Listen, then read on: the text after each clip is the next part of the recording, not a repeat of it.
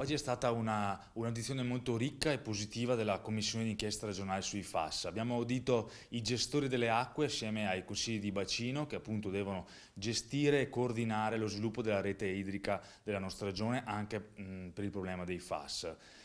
Sono emersi due punti positivi. Il primo è che è necessario sempre più un coordinamento tra loro, la politica, quindi la regione e il ministero per quel che concerne i fondi e le decisioni e tutti gli attori che ci sono sul territorio. E poi che loro sono pronti, ci hanno portato i progetti, loro sarebbero pronti già da subito a partire con gli interventi che garantirebbero acqua pulita dentro le case di tutti i cittadini contaminati da FAS.